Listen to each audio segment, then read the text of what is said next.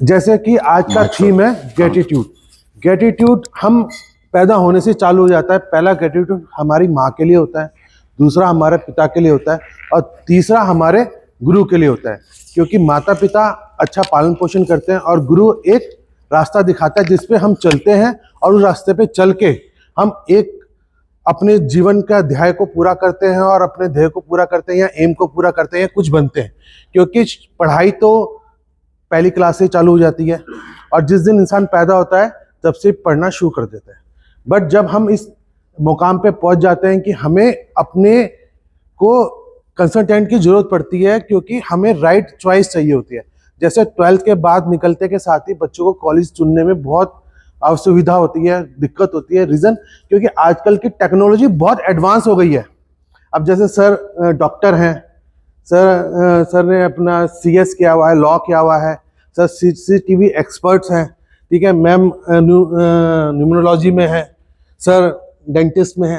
तो इन्होंने ये फील्ड कैसे चूज़ किया?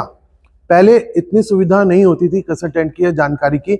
हम देखते थे हमारे बराबर वाले ने ये किया है, वो बड़ा बन गया तो हमने भी चूज़ कर लिया। अब इसने किया है, ये सक्सेसफुल हो गया, इसने भी चूज़ कर लिया। उसने किया है, वो पैशन है उसमें, उसने चूज़ कर लिया। बट हमें हमारी फील्ड के बारे में पता ही नहीं होता था कि हमारी स्ट्रेंथ क्या है, हमारी कमजोरी क्या है और हम किस में अच्छा कर सकते हैं। एक कंसल्टेंट बच्चे की भी सुनता है, पेरेंट्स की भी सुनता है और उसके एनर्जी को देखता है, वो किस एनर्जी में जाके अच्छा परफॉर्म कर सकता है। कंसल्टेंट का काम क्या होता है? बेस्ट वे दिखाना, बेस्ट कोर्स दिखाना और बेस्ट यूनिवर्सिटी दिखाना about your pocket, about your dream, about your aim. क्योंकि ये सारी चीज़ें अलग अलग हैं। अगर सपोज करो आपका एम है एक अच्छे उसमें करना, मैं IMA का नाम ले दूं और बच्चा वो एक्सपेंस नहीं कर सकता तो उसकी फैमिली प्रॉब्लम में आ जाएगी। अब एक फैमिली अफोर्ड तो कर सकती है और मैं उसको कोई लो कॉलेज प्रेफर कर दूं, तब क्या होगा? जो उसका अचीवमेंट है वो अच्छे से नहीं हो पाएगा। तो हर चीज़ का ध्यान रखना पड़ता है। तो ये एजुकेशन कंसल्टेंट का काम होता है। अब मैं थोड़ा अपने बारे में बता देता हूँ। मेरा नाम सिद्धार्थ गर्ग है। मैंने डबल MBA, MCA और LLB कर रखा है और मेरे प्रोफेशन में मेरे को 20 साल प्लस का एक्सपीरियंस है कंसल्टेंसी देने का। और मैं अब तक 10,000 बच्चों का कैरियर बना चुका हूं, जिसमें बहुत सारे CA, डॉक्टर्स और IPS भी हैं। तो हम क्या करते हैं, हम ऐसा नहीं है कि कभी भी कि पेरेंट्स की बात सुनते हैं या बच्चे की बात सुनते हैं या जो आजकल चल रहा है। क्योंकि जो हम ट्रेंड देखते हैं कि जैसे सपोज करो एक टाइम आया था इंजीनियर्स का बहुत बूम था कि हर कोई इंजीनियरिंग करना चाहता था कि इंजीनियर कर लेंगे एक अच्छा पैकेज मिल जाएगा। बट बहुत बच्चों ने चूज किया उसको, बाद में जाके फेल हो गया। क्योंकि हर चीज का एक बूम होता है, वो 5 साल का होता है, 10 साल का होता है, इससे ज्यादा का वो बूम नहीं होता। जब तक हम उस फील्ड में उतरते हैं वो पता चलता है वो क्राइटेरिया डाउनफॉल पे जा रहा है। तो हमें ये देखना होता है कि अगले 5 साल में, 10 साल में किस चीज का बूम आएगा। जैसे सपोज इस समय किस चीज का बूम चल रहा है मार्केट में? इस समय चल रहा है AI का। AI का बूम ऐसा है, AI ने सारी चीजों का इफेक्ट्स किया, चाहे वो CS हो, चाहे वो इंटीरियर हो, चाहे चार्टर्ड अकाउंटेंट हो, चाहे वो लॉ हो। आज ChatGPT पे डाल दो, सब कुछ बन के आ जाता है। बट ये बूम भी ज्यादा दिन तक नहीं रहेगा। आने वाला टाइम किस चीज का उसको देखना है। बट ChatGPT का बूम भी अगले 8 साल 10 साल से पहले हिलने वाला नहीं है। तो इस समय जो जनरेशन आएगी उसको किस पे काम करना है? AI पे। पर AI के किस फील्ड में? उसका फील्ड अलग अलग होता है, उसको चूज करना बताना हमारा काम है। तो मैं आप सबसे यही अनुरोध करूंगा, अगर आपके घर में कोई छोटे बच्चे हैं, कुछ हैं, तो आप उनसे मेरी फ्री कंसल्टेंसी फीस खाली प्रगति के लिए है। वैसे मैं 2,000 रुपये घंटा कंसल्टेंसी लेता हूँ, बट प्रगति के लिए फ्री है। तो जो भी अपने किसी नेबर को या रिलेटिव को या किसी जानकार को कंसल्टेंसी दिलवाना चाहता है तो वो दिलवा सकता है। जैसे कि आज का थीम है ग्रेटिट्यूड।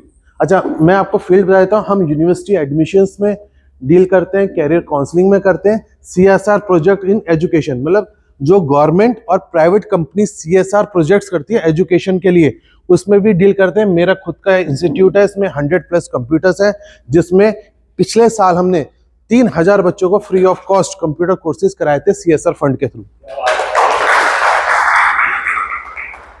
ये कुछ कुछ चुनिंदा कोर्स मैंने लिख रखे हैं, क्योंकि कोर्सेज की तो हम 200 से ज़्यादा हमारे पास कोर्सेज हैं जो कराते हैं, बट जो मोस्ट डिमांडेड कोर्सेज हैं वो ये हैं जो आपके सामने हैं।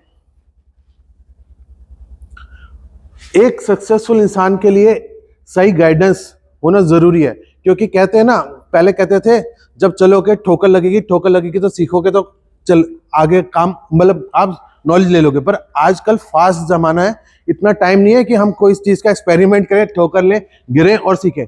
अच्छा इंसान वो है जो दूसरे की ठोकर से सीख ले, खुद ठोकर ना खाए। वो अच्छा इंसान नहीं है जो खुद ठोकर खा के सीख रहा है।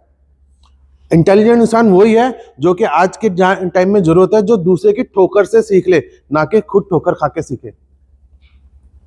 तो ड्रीम, हम बच्चों के ड्रीम पूरा करने के लिए पूरा सपोर्ट करते हैं।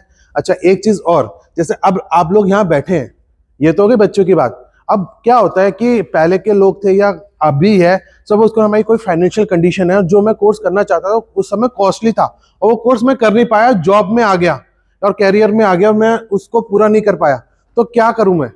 तो उसके लिए भी हम काम आते हैं कि हम इस एज में भी आपको लॉयर बना सकते हैं, इस एज में भी हम आपको इंजीनियर बना सकते हैं, इस एज में भी हम आपको साइंटिस्ट बना सकते हैं, इस एज में भी आपको हम डॉक्टर बना सकते हैं। उसके लिए हम राइट कंसल्टेंसी दे सकते हैं। जैसे आज है ग्रेटिट्यूड, तो ग्रेटिट्यूड के लिए जिन लोगों ने मेरा सपोर्ट किया है, तो मैं चाहूंगा कि उनमें से कुछ लोगों को मैं धन्यवाद दूं और उनको, उनसे आप मेरे बारे में जाने कि मैंने उनको किस तरह की सर्विस दी। तो पहले नंबर पे है संजय कुमार गुप्ता जी। इनका सीसीटीवी कैमरे का काम है और ये उसके एक्सपर्ट है। मैंने कई लोगों को इनको रेफर किया, उन्होंने एकदम परफेक्ट राय दी, जिससे कि उनका काफी लॉस भी बचा और उनको एक अच्छा मुकाम मिला। बताइए सर कुछ हम मेरे बारे में। बताने को तो बहुत कुछ है, लेकिन मैं एक वाक्य शेयर को सुनिए। मेरे किसी दो जानने वालों को एलएलबी करना था। जब तक ये मिले नहीं थे, मैंने प्रगति ज्वाइन नहीं किया था, तो मैंने किसी और से कंसल्टेंसी ली और उनका एडमिशन वहाँ करा दिया, उनको पेमेंट भी कर दी। लेकिन 6 महीने साल तक वो मैं घुमाता रहा कि अभी हो रहा, अभी यूनिवर्सिटी में छापा पड़ गया, अभी ये हो गया है, अभी ऑडिट हो रहा है, कुछ नहीं हुआ। हमने जिसके पैसे मैंने लिए थे वो मेरे प्रेशर पर आ गया, भाई क्या हुआ क्या हुआ क्या हुआ।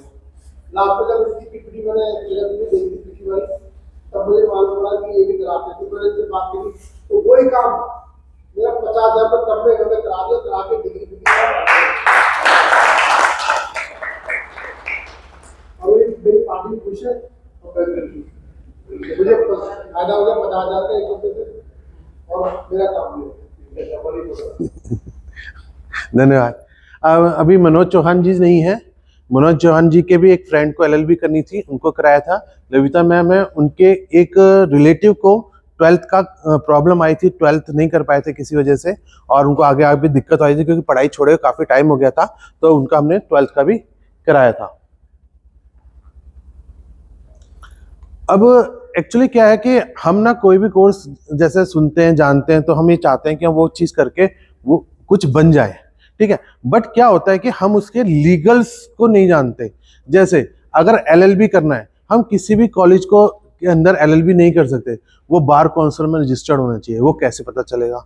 अगर किसी को डी फार्मा बी फार्मा करना है तो पीसीआई में रजिस्टर्ड होना चाहिए, वो कैसे पता चलेगा। अगर उनको एमबीबीएस करना है तो वो क्या एमबीबीएस कॉलेज मेडिकल काउंसिल में रजिस्टर्ड है या नहीं है, वो कैसे पता चलेगा। इसके लीगल्स बहुत सारे होते हैं जो कि हमें पता भी नहीं है। हम ये सोचते हैं बस पढ़ाई की और हम बन गए, ऐसा नहीं होता। तो वो लीगल्स की सारी जानकारी रखना, कैसे होगा, क्या प्रोसीजर है, वो सब चीज़ भी हम प्रोवाइड कराते हैं। तो मैं यहाँ बैठे सभी लोगों से गुजारिश करूंगा कि अगर किसी को भी अपना कोई ड्रीम पूरा करना है, जैसे सपोज अभी तो हम प्रोफेशन में हैं, बट मैं लॉयर बनना चाहता था, जैसे मेरी लॉयर एलएलबी चल रही है, या मैं पीएचडी करना चाहता था, या मैं डी फार्मा करना चाहता था, वो सब चीज़ भी कर सकते हैं। आपको ये नहीं पता कि डी फार्मा करके बिना कुछ करे 10 सालों में 20 सालों में आप 2 करोड़ रुपए कमा सकते हैं। उसमें एक मेरा हेल्प लगेगी और एक सर की हेल्प लगेगी कि वो किस तरह से कर सकते हैं। जैसे सर के अभी फोन में डूबे हुए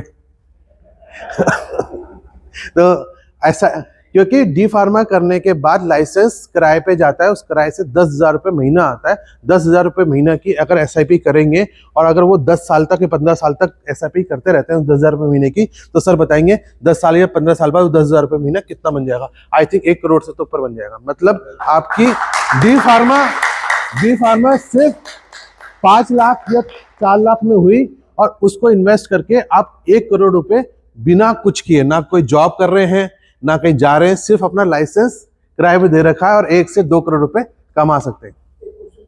30 सेकंड पढ़ना भी पड़ेगा इसके लिए डिफार्मा?